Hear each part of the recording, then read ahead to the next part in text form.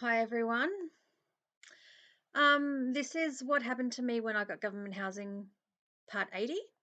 And the reason why I'm making this video, there's a few reasons actually. Firstly, I'm going through a bit of a hard time at the moment, and I wanted to share that with everyone because revisiting all of this has obviously brought back a lot of things for me. But on top of that, I've been feeling out of sorts physically, and mentally, and it's basically getting harder for me to make these videos.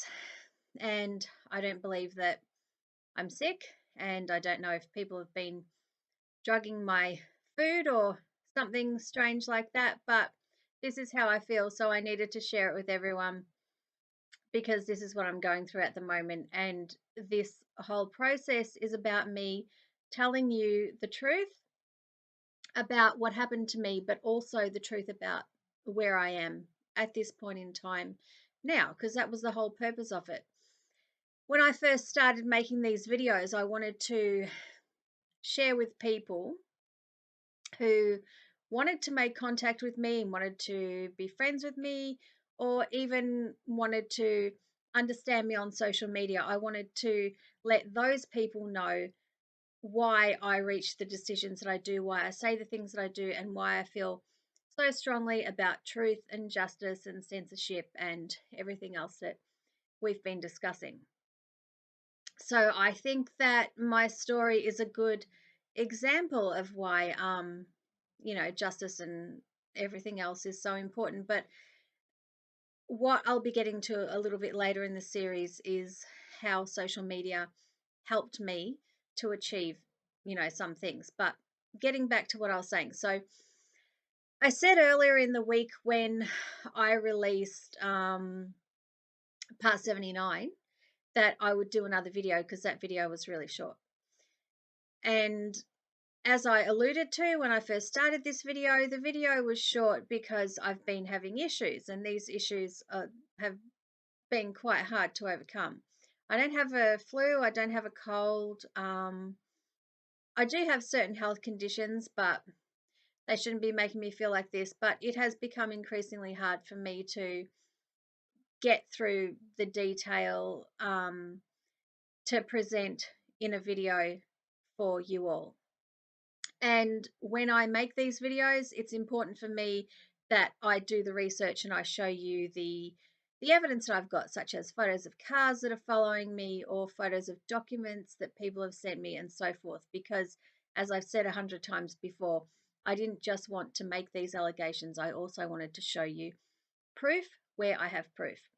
So the way I'm feeling at the moment, it's very difficult for me to find that proof because even though that proof is in my computer, the effort of finding it in the folder and presenting it to you guys has become really hard for some reason, and that's something that I've tried to overcome. So now that we're up to part 80, and you know that I was living in a block of units and I was assaulted and stalked, not just by that man, but I was assaulted at my work for the doll activity, and I was stalked, it seems, by other people because there was someone following me in a car, and so on and so on and so on. And you also know that the person who I alleged was assaulting me and stalking me and, damaging my property actually moved out of the block. But that person continued to come back to the block after he moved out. And, obviously that was really hard. And it's still hard now because I live with the knowledge that he may come back. And as we know, last time I attended court to get an intervention order against him, my application was unsuccessful and his application was successful. So that means that if he is anywhere near the block, I have to stay inside because if I leave my unit, I run the risk of breaching the intervention order that he has against me. What I wanted to emphasize in this video is that even though that person moved out, I didn't know why he moved out, and I have no reason to think that he moved out because of me and I have no reason to think that he moved out because he was facing charges. The police have never come to me and said, it's okay, Sarah. This man has been charged. You don't have to worry about it anymore, blah, blah, blah. No one's ever said anything like that to me. So I don't know why he moved out. Obviously, I don't care, and I was glad that he did, but, moving out didn't make a difference because he still kept coming back to the block. But whatever. So I told you guys that he moved out, and I also told you guys that he kept coming back to the block. But what I wanted to emphasize is that I was still suffering the same problems in terms of fear, and I was definitely suffering the same problems in terms of financial loss. When you suffer assaults, you continue, the recovery process for some time afterwards. Because I was repeatedly assaulted, and I was assaulted by various people and in various ways, it took me quite some time to overcome that. And financially, regarding my washing machine and dryer, losing those, as I said to you all the way back, in the earlier videos when I told you about that, those things were my biggest assets. As a single woman who lived in poverty and who moved into government housing to rebuild my life, that was the last thing I needed. So losing, a few $1,000s worth of white goods for me was like other people losing their whole house. It was financially devastating, and in some ways I'm still recovering from that, and I did various things after that, you know to try to help myself, like going to VCAT and so forth. So people who have questions about that, obviously you're free, to ask me, but the story hasn't finished. Okay. I still have a lot that I need to tell people, and there's still a lot that needs to happen in this story. And the reason why that is because obviously this story is leading up to my final hearing at the Melbourne Magistrates Court at VOCAT, which is the Victims of Crime Assistance Tribunal. And when I went to the Melbourne Magistrates Court for my final hearing, my application for compensation was unsuccessful, which obviously was, quite devastating for me financially and emotionally. But the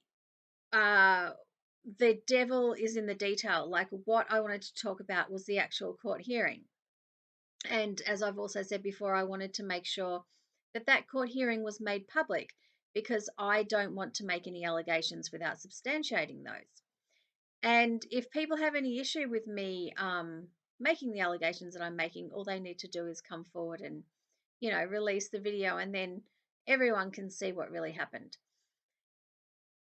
Things continued to happen, as in the respondent, who I guess, technically is not the respondent anymore, because I didn't have a, well, he is the respondent in terms of, I was the applicant at the compensation hearing. So he kept coming back, and things did keep happening. Like, people kept harassing me, people kept using other people to harass me, and people threatened me as well. Like, it does also happen quite frequently that people will actually walk up to me and threaten me. And that's something that I wanted to discuss as well. And that is explaining that is something that will also explain some parts of my behavior, which is what I wanted to do as well. Because I know that there are people who are curious about my lifestyle and about my behavior and my attitudes. And it should be obvious by now that the fact that I was repeatedly assaulted, and the fact that people keep threatening me, and the fact that people choose not to believe what I'm saying, has like some impact on my behavior. Obviously it does for me, and it would for anyone else. So I just wanted to clarify that we're not finished. Things kept happening, and I not only went to court, which will be in a later video, which I'll tell everyone about, to apply for compensation, which was refused. But I also went to VCAT to get compensation because different, you can get the Residential Tenancies Act, which I downloaded that and I actually printed it out and had it bound, so I could read it. You can get that and you can look up sections regarding compensation and property damage or loss and so forth, and you can make applications to VCAT to get compensation for certain things that happen. I mean, landlords do it and tenants should also do it. So I do have those hearings coming up, and I do want to share that with everyone. And I know that since we went through COVID, I think a lot more people have been to VCAT, ironically, and I can definitely, tell people my experiences, and it's possible that that might help people. I can't give people advice because I'm not a professional. I don't work in the justice system, but I can tell you what I think, and I can tell you what happened to me. Okay, so this is mainly just letting everyone know that it's not finished, and letting everyone know about the issues that I'm having at the moment. But just because I'm having issues doesn't mean that I'm going to stop. I'm not going to stop telling my story. I think people deserve to know the truth about what happened to me, and I intend to keep going. It's just getting harder for reasons that I can't explain because I feel so out of it. And if my makeup looks a bit weird, that's because I'm trying to look normal, and I'm failing because of things that are going on. Okay, so I do find all these documents to show you, and I do, try to be as specific as I can with this and with editing and making my videos, which I hope everyone enjoys and everyone can get something out of. But you do need to understand that now it's been through 80 videos and I don't get paid for this, so it makes it very hard to produce things.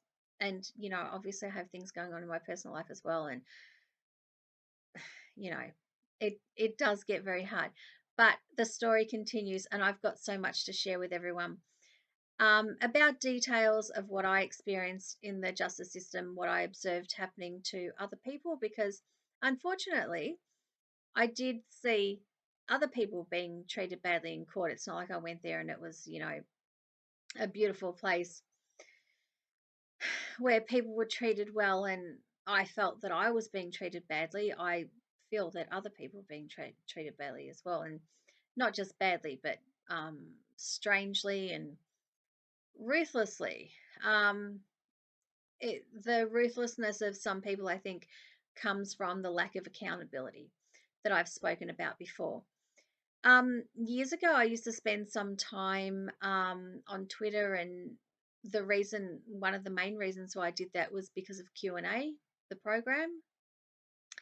And I think some of the best, engagement that I got with people and argument and recognition that I got was through talking about, the ruthlessness of some people and accountability. Because back when I was on Twitter, obviously everyone was talking about getting a federal ICAC and so forth. And, accountability is a huge part of justice, I believe.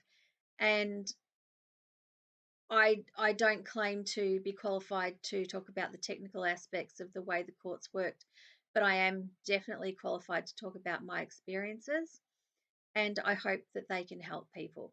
So we're going to keep going with part 81 as soon as I possibly can, and I'll, keep going with my method of telling everyone what happened. That is telling you the dates and times that things happened, showing you videos, showing you documents, and telling you what my reflections and observations are.